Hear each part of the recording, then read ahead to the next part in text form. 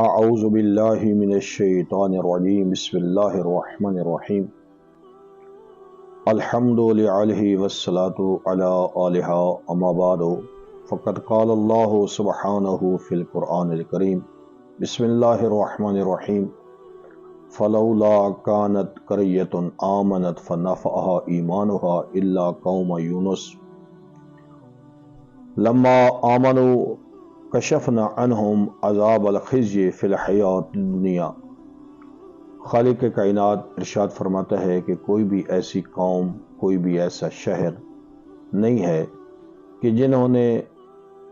عذاب کو دیکھ کر ایمان لایا ہو اور انہیں اس ایمان نے کوئی فائدہ دیا ہو سوائے حضرت یونس کی قوم کے۔ حضرت یونس کی قوم پر جب عذاب نازل ہوا تو اس وقت انہوں نے عذاب کے آثار دیکھ کر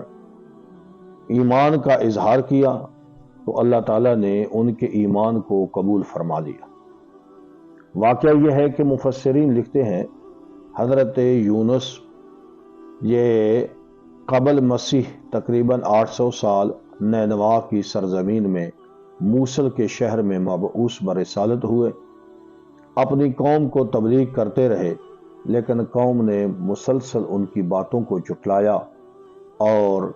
حضرت یونس کی بات ماننے کے لیے تیار نہ ہوئے۔ آخر حضرت یونس نے بد دعا کی، بد دعا کے سلسلے میں سیاہ بادل اٹھے اور سیاہ بادلوں سے دھواں نمودار ہوا۔ جس وقت دھواں نمودار ہوا تو قوم کے ایک انتہائی عابد و زاہد آدمی نے انہیں مشورہ دیا کہ اس وقت تم سارے کے سارے صحراؤں میں نکل پڑو، بیوی بچوں کو ساتھ لو، جانوروں کو بھی ساتھ لو، ماؤں کو بچوں سے علیحدہ کر دو۔ تو اس فریادی عالم میں تم جب صحرا میں نکلو گے اور اللہ کے سامنے اپنے ایمان کا اظہار کرو گے اور گڑ گڑاؤ گے، یقیناً اللہ تعالیٰ تمہاری مدد فرمائے گا اور تمہارے ایمان کو قبول فرمائے گا،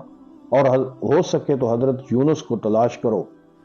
حضرت یونس مل جائیں تو ان پر ایمان لے آؤ۔ وہ حضرت یونس کو ڈھونڈتے رہے، لیکن یہاں سے ایک عجیب سا واقعہ ہوا جو حضرت یونس سے ترک اولا ہوا۔ وہ یہ ہے کہ وہ عابد و زاہد عذاب کے آثار نمودار ہونے کے باوجود وہ قوم میں ہی رہے، قوم کی ہدایت کرتے رہے، لیکن حضرت یونس وہاں سے چل پڑے اور آگے وہ پچھلے پیغام میں ہم نے بتایا کہ وہ کشتی پہ سوار ہوئے تو وہاں پر مچھلی کے پیٹ میں چلے گئے۔ تو بہرحال حضرت یونس کے جانے کے بعد قوم نے جب اپنے ایمان کا اظہار فرمایا تو خالق کائنات نے ان کے ایمان کو قبول فرمایا۔ ادھر سے حضرت یونس وہ مچھلی کے پیٹ میں تھے، اب مچھلی کے پیٹ میں وہ تقریباً 3 دن تک رہے۔ 3 دن کے بعد خالق ارشاد فرماتا ہے فَنَبَذْنَاهُ بِالْعَرَاءِ وَهُوَ سَقِيمٌ کہ ہم نے ان کو ایک چٹیل میدان میں پھینکا جبکہ وہ انتہائی بیمار ہو چکے تھے، یعنی اس وقت وہ انتہائی بیماری اور لاغری کی حالت میں تھے۔ اب یہاں پر ایک سوال پیدا ہوتا ہے کہ حضرت یونس مچھلی کے پیٹ میں زندہ کیسے رہے؟ ایک بات تو یہ ہے کہ خالق کائنات کی طرف سے اس کو معجزہ بھی سمجھیں، دوسری بات یہ ہے کہ 1964 میں تفہیم القرآن کے مطابق ایک امریکہ میں ایک آدمی وہیل مچھلی کا شکار کر رہا تھا تو اس کو وہیل مچھلی نے نگل دیا، تو دوسرے دن وہ مچھلی مر گئی۔ 70 گھنٹے کے بعد وہ آدمی اس وہیل مچھلی سے زندہ نکل آیا۔ اس کا مطلب یہ ہوا کہ بعض مچھلیاں اتنی بڑی ہوتی ہیں کہ وہ یعنی زندہ انسان کو نگل جاتی ہیں اور اس کے اندر 70 گھنٹے تک انسان زندہ رہا ہے۔ تو جو خدا مچھلی کے اندر 70 گھنٹے ایک آدمی کو زندہ رکھ سکتا ہے، وہ 3 دن کے لیے بھی ایک انسان کو مچھلی کے اندر زندہ رکھ سکتا ہے۔ لہذا حضرت یونس وہ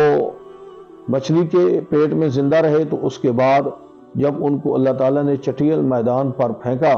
تو اس کی مچھلی نے اس چٹیل میدان پر جا کر پھینک دیا۔ اللہ تعالیٰ ارشاد فرماتا ہے وَأَنبَتْنَا عَلَيْهِ شَجَرَةً مِّن يَقْطِينٍ ہم نے ان کے اوپر کدو کی بیل اگا دی۔ کدو کی بیل کی ایک خاصیت ہوتی ہے کہ اس کے پتے چوڑے ہوتے ہیں، جس کی وجہ سے یہ چھاؤں کا کام بھی دیتی ہے اور ساتھ غذا کا کام بھی دیتی ہے۔ تو حضرت یونس کچھ دنوں کے لیے اس کدو کی بیل کے نیچے پڑے رہے، اور جب ان کی جلد تھوڑی سی اتنی سخت ہو گئی کہ وہ سورج کی تمازت کو، سورج کی حرارت کو برداشت کر سکے، اس وقت خالق کائنات ارشاد فرماتا ہے وَأَرْسَلْنَا إِلَىٰ مِائَةِ أَلْفٍ أَوْ يَزِيدُونَ، ہم نے حضرت یونس کو 1,00,000 یا اس سے بھی زیادہ لوگوں کی طرف بھیجا، یعنی دوبارہ ان کو منصب نبوت پر فائز کیا، اس حالت میں کہ ان کی قوم کے 1,00,000 سے زائد لوگ ایمان لا چکے تھے۔ تو بہرحال یہ حضرت یونس کی قوم کا ایک